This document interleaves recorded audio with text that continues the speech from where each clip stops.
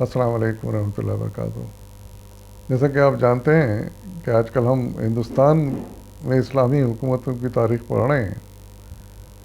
پچھلی قسط میں ہم نے پڑھا علاؤالدین خلجی کے بارے میں، اور پھر ان کے بعد غیاث الدین تغلق دہلی کی تخت پر بیٹھے۔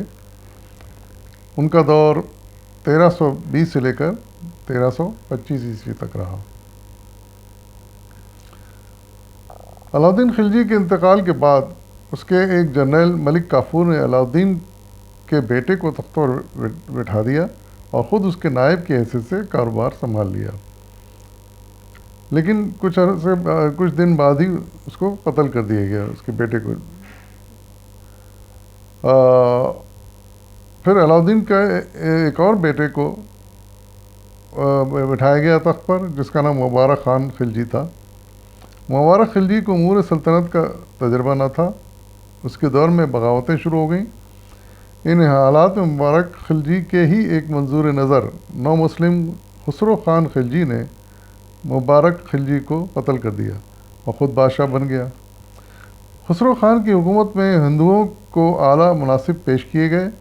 یہ بات مسلمان امراء کے لیے قابل قبول نہ تھی۔ انہوں نے پنجاب کے گورنر غازی ملک کو خسرو خان پر حملے کی دعوت دی۔ غازی ملک نے خسرو خان کو شکست دی تو امراء نے اسے ہی حکومت سنبھالنے کی دعوت دی، جو قبول کر لی گئی۔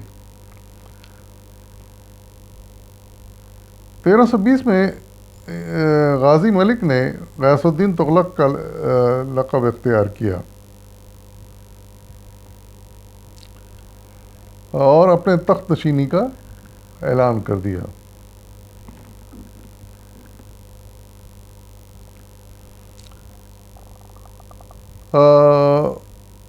غیاث الدین تغلق کا باپ بلبن کا غلام تھا۔ غیاث تغلق کی ابتدائی زندگی بڑی غربت میں گزری۔ اس نے اپنی عملی زندگی کی ابتدا ایک سپاہی کی حیثیت سے کی۔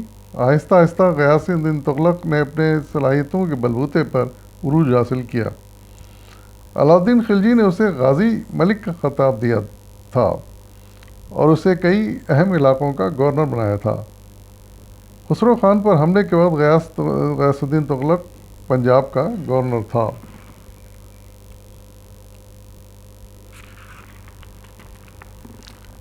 غیاث الدین تغلق نے جب حکومت سنبھالی تو اس وقت علاؤالدین خلجی کا قائم کردہ نظام تباہ ہو چکا تھا۔ مبارک خلجی اور خسرو خان کی بد اعتدالیوں کے باعث انتظامی حالات نہایت مخدوش ہو چکے تھے۔ افسران اور امراء وغیرہ حد درجے کی کوتاہی برت رہے تھے۔ ان حالات میں اکثر صوبوں میں خود مختاری کے لیے تحریکیں شروع ہو چکی تھیں۔ غیاث الدین تغلق کو ایک خالی خزانہ ورثے میں ملا تھا۔ تمام تر خزانہ مبارک خلجی اور خسرو خان نے سیاسی وفاداریاں حاصل کرنے کے لیے لٹا دیا تھا۔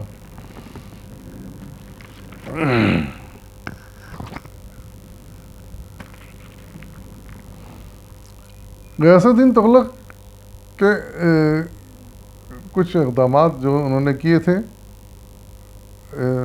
ملک میں اصلاح کرنے کے لیے، حالات کو ٹھیک کرنے کے لیے، ان میں سے پہلی اصلاح انہوں نے زرعی نظام میں کی اور کاشتکاری کے رقبے کو بڑھانے پر انہوں نے زور دیا۔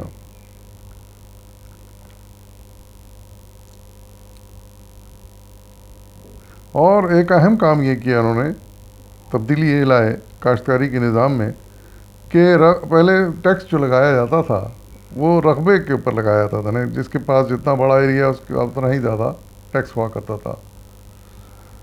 تو انہوں نے تبدیلی یہ کی کہ بجائے رقبے کے لحاظ سے، یعنی زمین کے لحاظ سے، انہوں نے پیداوار کے اوپر ٹیکس لگایا، کیونکہ بعض اوقات زمین تو بڑی ہوتی تھی لیکن پیداوار اس میں اتنی نہیں ہو پاتی تھی۔ تو انہوں نے نیا نظام یہ بنایا کہ پیداوار کے لحاظ سے جو پروڈکشن ہو، وہ چاہے علاقہ بڑا ہو یا چھوٹا ہو، پروڈکشن کے حساب سے ٹیکس لگایا انہوں نے۔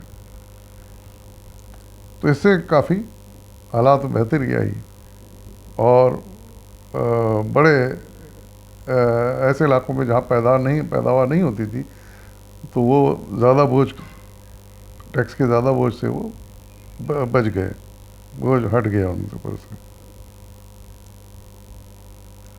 تو کسانوں کے حالات بہتر ہو گئے. پھر انہوں نے دوسرا کام یہ کیا اپنے دور میں اصلاحات کا کہ مواصلات یعنی آمد و رفت کے نظام کو بہتر بنایا. اس کے لیے انہوں نے نئی سڑکیں تعمیر کروائیں اور پرانی سڑکوں کی مرمت کروائی. اس زمانے میں سڑک بنانے کا مطلب یہ ہوتا تھا کہ جنگلوں کو صاف کر کے راستہ بنا دی جائے. یعنی کوئی پکی سڑکیں نہیں ہوتی تھیں، صرف کچے راستے کو ہی ہموار کر دیا جاتا تھا. تو اسی کو سڑک کہا جاتا تھا. لیکن یہ بھی بڑی ضروری تھی، کیونکہ یہ نہیں ہوتا تو جنگلوں سے گزرنا تو پھر بہت ہی مشکل ہوتا تھا.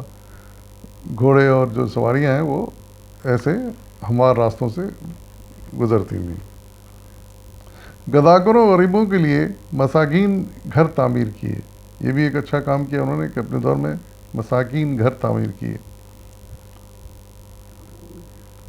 تیسرا ایک اور انہوں نے اصلاح یہ کی کہ غیاث الدین تغلق کے دور میں فوجی مقبوضات کی بجائے ریاستوں کے راجاؤں کو بادشاہ کی اطاعت گزاری پر مجبور کیا گیا.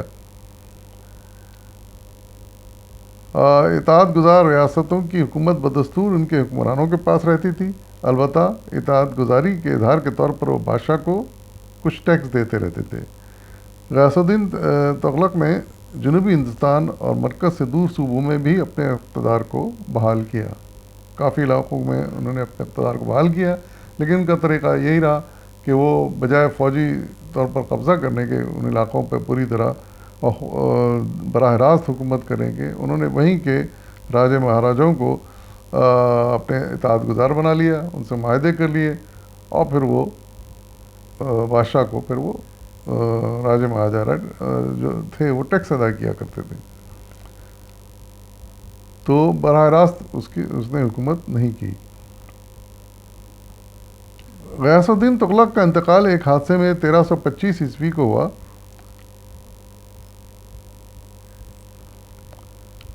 اس کے بعد ان کا بیٹا غیاث الدین تغلق کا بیٹا محمد بن تغلق تخت پر بیٹھا. ان کا دور 1325 عیسوی سے لے کر 1351 عیسوی تک رہا. ہندوستان میں مسلمان حکمرانوں کی حکومت کی بنیاد کا کام ایبک اور التتمش کے دور میں ہوا. بنیادی کام جو ہوا التتمش کے دور میں ہوا. بلبن نے اس حکومت کو داخلی اور خارجی خطرات سے محفوظ کیا. پھر جب بلبن بعد میں آئے انہوں نے ڈیفنس کا صحیح بندوبست کیا، یعنی جو قلعے تعمیر کروائے تھے اور فوجی چھاونیاں بنوائی تھیں. علاؤ الدین خلجی نے بلبن کی تیار کردہ نظام کی بنیاد بنا کر نہ صرف حکومتی اداروں کو فعال بنایا بلکہ سلطنت کو وسیع وسعت دی تھی. پھر بعد میں جب خلجی آئے علاؤ الدین خلجی، انہوں نے سلطنت کو وسعت دی اور زیادہ علاقوں پر اپنی حکومت قائم کی. علاؤ الدین کے بعد ایک انتشار کا زمانہ آیا اور اس کے نتیجے میں غیاث الدین تغلق نے حکومت سنبھالی. غیاث الدین تغلق کا انتقال کے بعد ان کا بیٹا محمد بن تغلق تخت نشین ہوا. محمد بن تغلق کے دور میں سلطنت کی حدود بہت دور دور تک پھیل گئیں اور مزید علاقوں پر حکومت قائم ہو گئی. اتنی بڑی ریاست اس سے پہلے کسی حکمران کی نہ تھی. یعنی جو ایریا محمد بن تغلق کو ملا حکومت کرنے کے لیے وہ سب بادشاہوں کے دور میں اضافہ ہوتا رہا اس کا، جیسا ہم نے ابھی پڑھا، اور ان کے دور میں آ کے وہ بہت بڑی سلطنت ہندوستان میں قائم ہو گئی تھی. تاہم اتنی بڑی سلطنت کا انتظام اس ڈھنگ سے چلایا گیا کہ محمد بن تغلق کو تاریخ کا ایک ناکام بادشاہ گردانا جاتا تھا. اچھا، لیکن انہوں نے یہ ہے کہ اتنا بہتر انتظام نہیں کر سکے ملک کا، مقبوضہ علاقوں کا، مفتوحہ علاقوں کا، جیسا کہ ہونا چاہیے تھا. اس دور میں بغاوتوں اور علیحدگی پسندوں کی تحریکوں نے زیادہ جنم لیا، جنہوں نے آہستہ آہستہ سلاطین دہلی کی حکومت کو ختم کر کے رکھ دیا. یہ ایک بہت بڑا سیٹ بیک رہا. محمد بن تغلق کو بہت سے علوم پر دسترس حاصل تھی. وہ مختلف زبانوں اور اس زمانے کے اہم مروجہ علوم کا ماہر تھا. لیکن ख़ास बात थी मोहम्मद बिन तुगलक की इंतज़ाम हुकूमती इंतज़ाम तो ठीक नहीं था, लेकिन वो ख़ुद बज़ात ख़ुद बड़ा काबिल और उलूम फ़नून का माहिर इंसान था।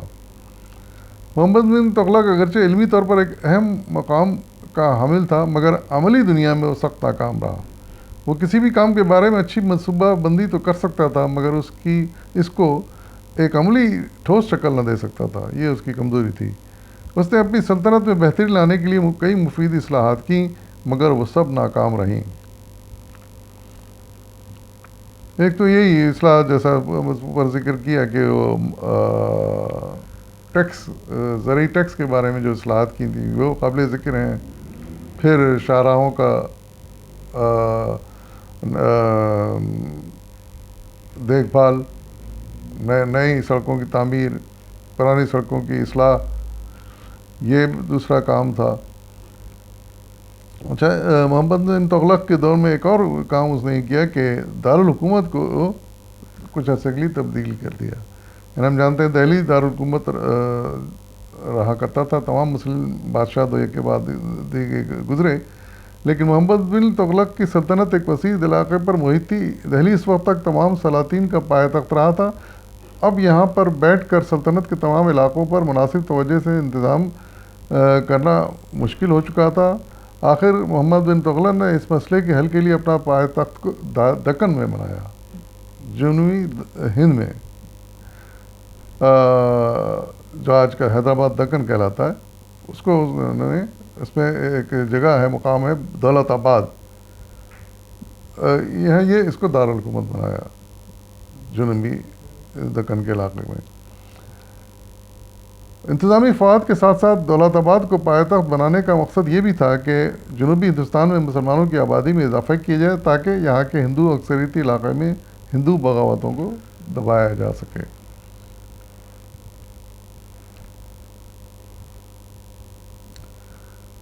लेकिन फिर कुछ अर्से के बाद उसे वापस दिल्ली आना पड़ा, इसलिए कि एक तो लोगों को माइग्रेट करना दिल्ली से दक्कन बड़ा मुश्किल हो गया था, जैसा वो चाहता था वो वैसा नहीं हो सका। फिर दूसरी बात, दिल्ली से जो लोग दक्कन में आकर आबाद हुए, उनको यहाँ दक्कन की आबोहवा रास नहीं आई और बीमार रहने लगे। इन हालात में मोहम्मद बिन तुगलक ने लोगों को दिल्ली वापस जाने की इजाज़त दे दी। पहले वो लाकर उनको आबाद करना चाहा, नहीं आबाद हो पाए वो पूरी तरह, तो फिर उनको वापस जाने की इजाज़त दे दी। इस तरह दारुल हुकूमत बदलने का मंसूबा ख़त्म कर दिया गया। फिर एक और इस्लाह उन्होंने की कि करेंसी का रिवाज किया। पहले सोने चांदी से ही सारा लेन देन होता था, इन्होंने कुछ करेंसी अपनी निकाली, सिक्के निकाले, तांबे के सिक्के निकाले, और उसके सोने चांदी के बदले में वो दिए जाने लगे।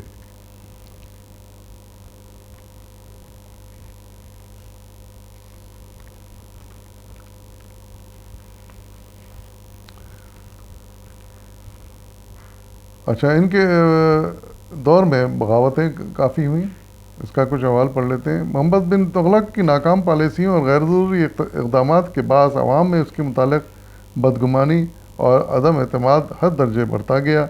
ऐसे हालात उसकी हुकूमत के ख़िलाफ़ किसी भी सरगर्म ग्रोह के लिए सुनहरी हैसियत रखते थे। मोहम्मद बिन तुगलक के इक़्तिदार के आधे से ज़्यादा अरसे, यानी 1335 से 1351 जो उसका दौर था, उसमें सल्तनत के हर कोने में बगावतों का एक सिलसिला शुरू हो गया।